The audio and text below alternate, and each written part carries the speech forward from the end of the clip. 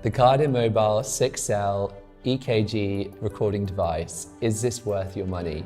My name's Dr. Munim and here's my review of the KardiaMobile 6L.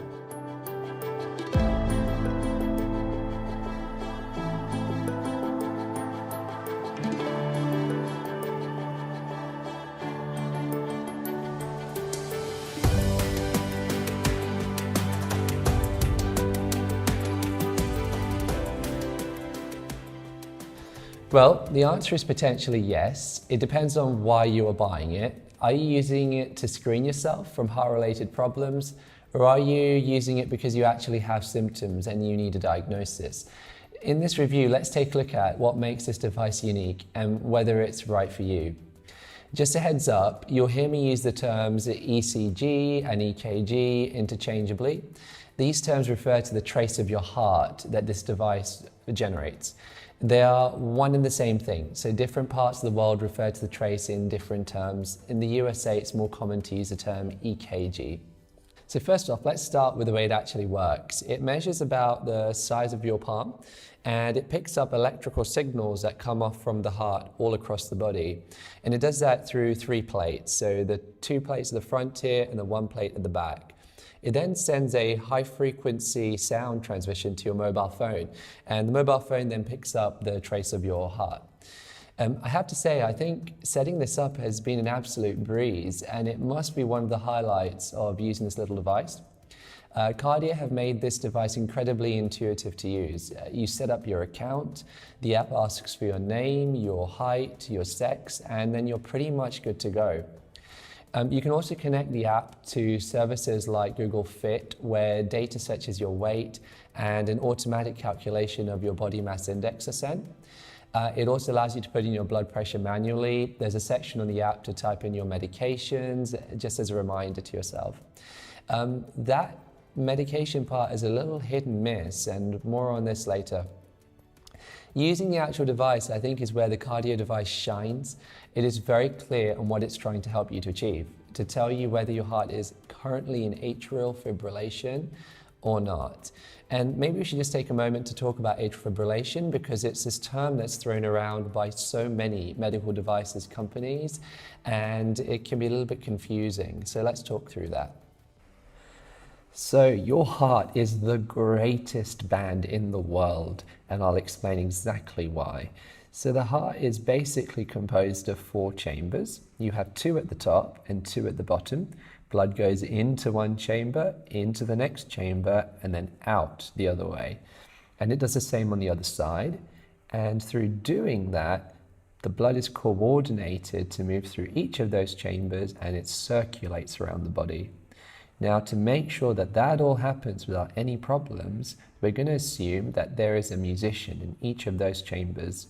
Now, the top 2 are called atria, hence the term atrial fibrillation. And in the top right, well, that's where our conductor is going to be. He's going to tell our band how to play the music, how fast to play, how quickly to play. So he has a really important role, and he sits in the top right there. Now, each of these 3 other band members, they're going to be playing some awesome music, but they're only going to be playing awesome music if our conductor is in form. So the musical notes depict the heart beating and rhythm, and actually on the trace what you see are those spikes, and those spikes correlate to the heart contracting. Now, if that music is playing really well, then that blood will flow all the right way, all around the heart, in exactly the right rate and exactly the right rhythm. So that's harmony in the heart with a great band.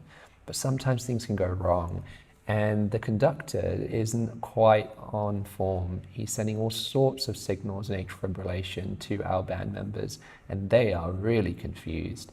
So all of a sudden, that music sounds awful. And you can now see, just with the lines to give you an idea, the beating is all over the place. There's no rhythm, there's no set rate. And then that can cause blood clots to form. And then those clots can, in some cases, travel up to the brain and cause a stroke.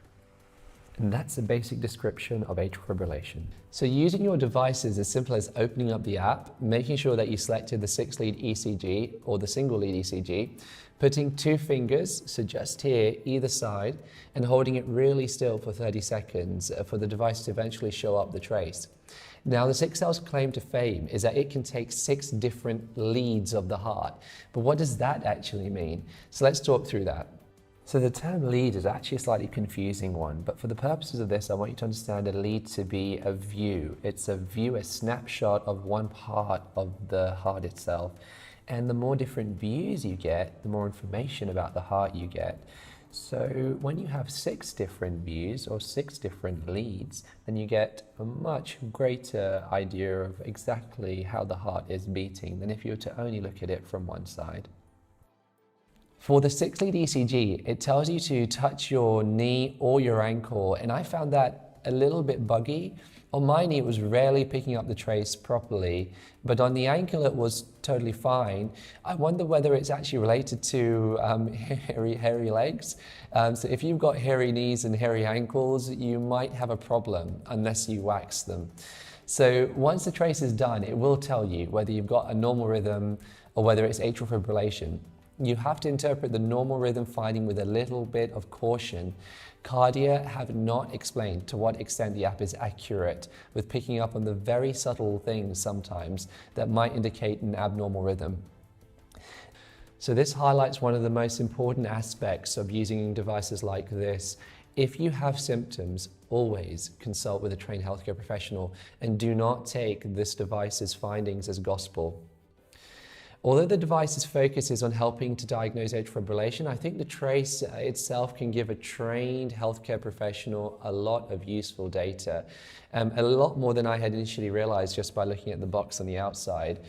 Kardia does let you send your ECG to a trained physiologist or a physician for a charge, but frankly, if I was worried about some heart-related symptoms, I would want to consult directly with a trained healthcare professional.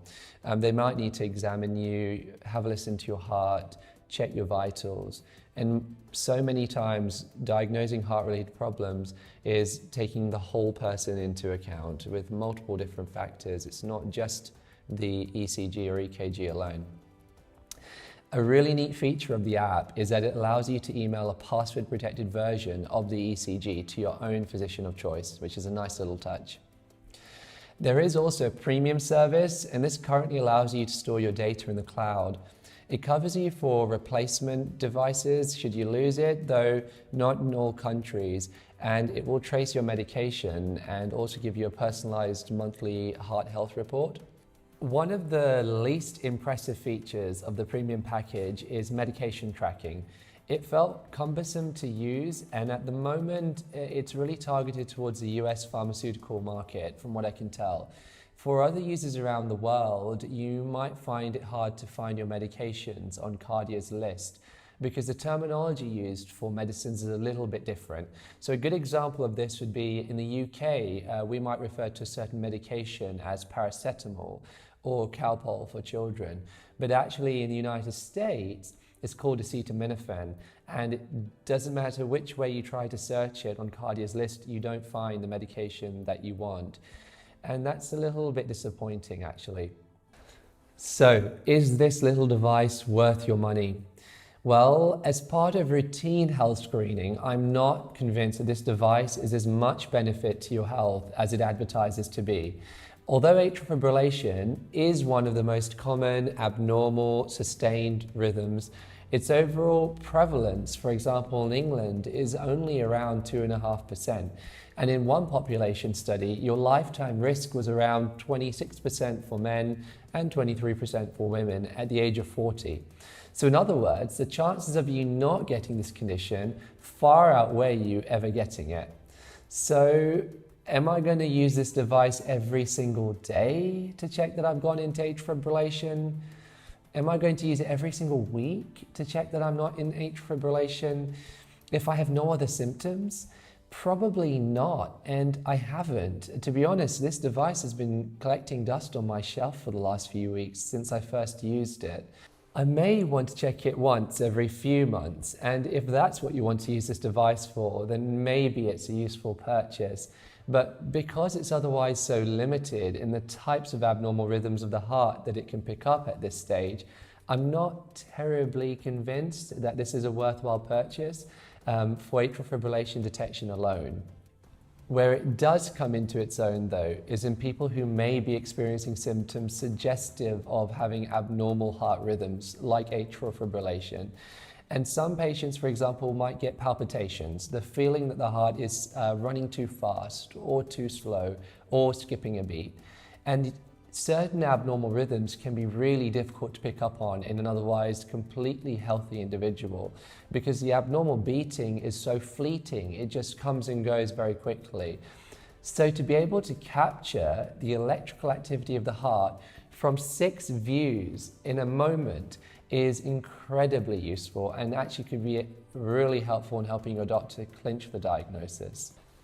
To reiterate, if you are getting heart-related symptoms, then your first port of call should be to seek medical attention and not to self-diagnose using this app or this device.